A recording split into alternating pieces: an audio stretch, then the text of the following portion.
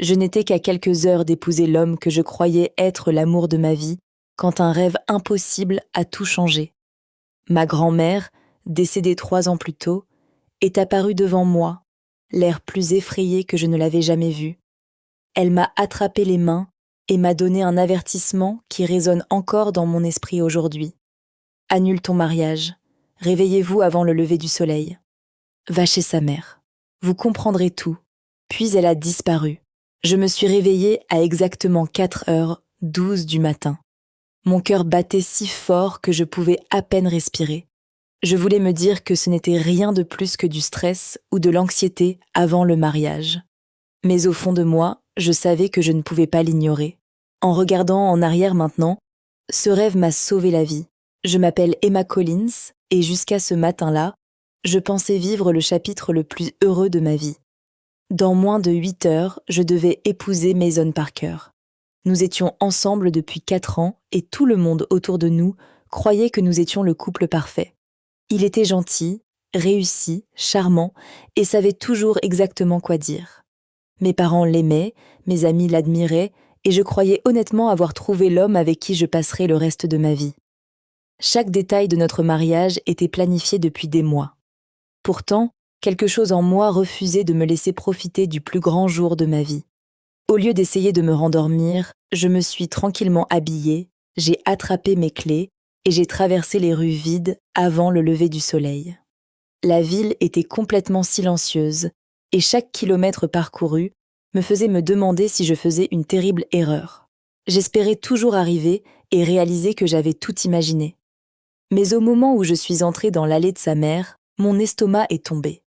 Mason S. U.V. était déjà garé dehors, même s'il m'avait dit qu'il resterait avec son témoin jusqu'à la cérémonie. C'était le premier mensonge que j'ai découvert. La porte d'entrée était légèrement ouverte, ce qui semblait immédiatement étrange, car sa mère faisait toujours attention à tout verrouiller. Je suis tranquillement entrée à l'intérieur et j'ai entendu des voix venant de la cuisine. Au début, entendre Mason rire m'a fait sourire parce que je pensais que je m'étais inquiétée pour rien. Puis j'ai entendu sa mère lui demander s'il était absolument sûr d'aller jusqu'au bout du mariage. Sa réponse a détruit tous les rêves que j'avais construits au cours des 4 dernières années. Sans aucune hésitation, Mason a expliqué qu'une fois mariés, nos finances deviendraient naturellement connectées.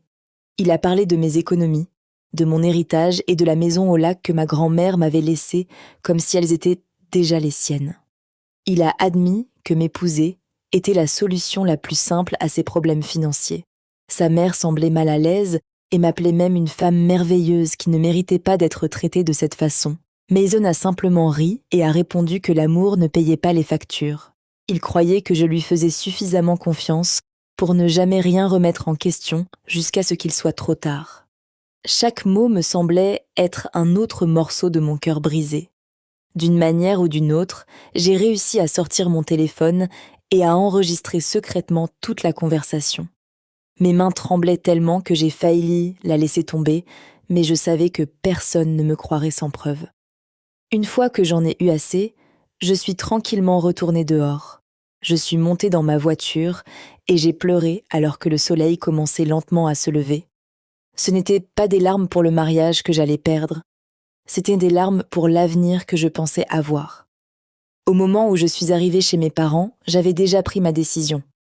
Je n'épouserai jamais Mason, mais j'ai refusé de lui faire savoir que j'avais découvert la vérité. Tout le monde se précipitait pour préparer la cérémonie pendant que je me forçais à sourire.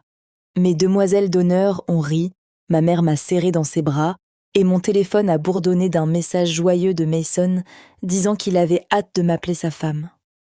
J'ai regardé l'écran pendant un long moment avant de répondre par un simple message qui lui a fait croire que tout était normal. Alors que personne ne faisait attention, je suis entrée dans une autre pièce et j'ai appelé ma grand-mère, avocate de longue date. Je lui ai demandé de s'assurer qu'aucun de mes biens, économies ou héritages ne pouvait être transféré ou combiné avec qui que ce soit. Il a immédiatement compris que quelque chose de grave s'était produit et a promis que tout serait protégé. Au moment où j'ai mis fin à cet appel, je me suis sentie plus fort que toute la matinée. Mason pensait qu'il avait tout sous contrôle, Mais ils n'avaient aucune idée de ce qui allait arriver. À midi, la cérémonie a commencé exactement comme prévu.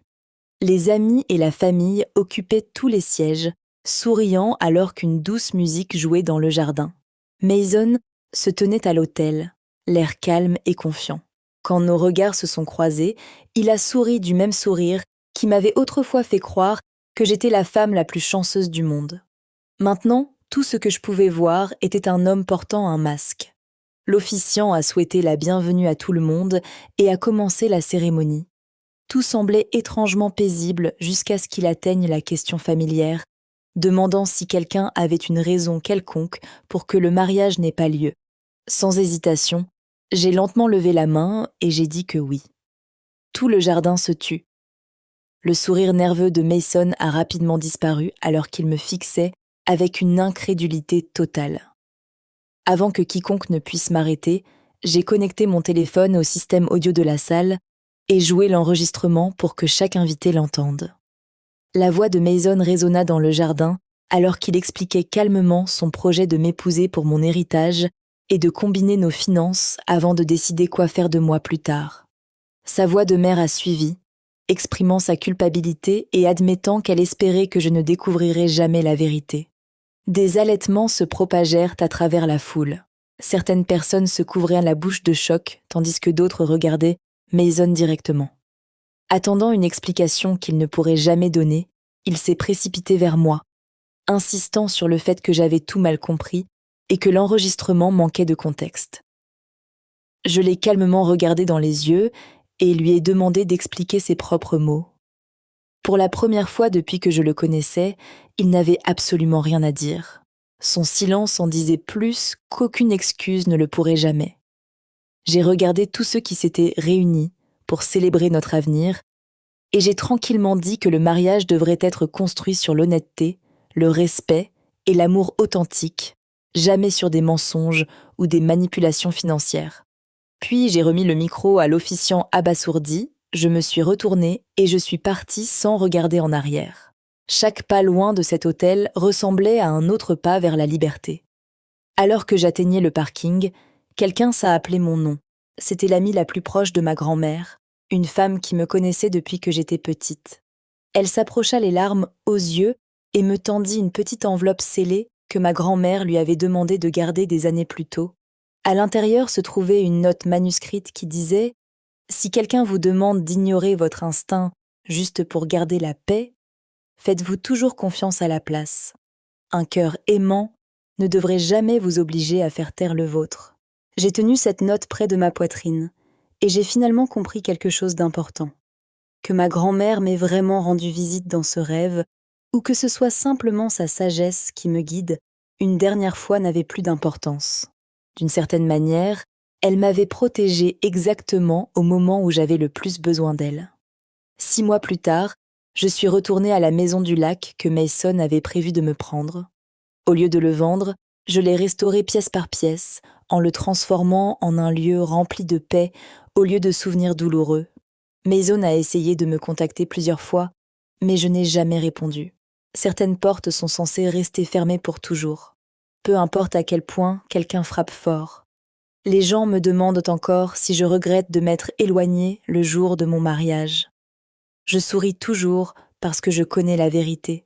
Je n'ai pas perdu l'avenir que je voulais. J'ai échappé au futur qui m'aurait détruit. Parfois, le plus beau cadeau que vous recevez n'est pas la bague qui vous attend à l'autel.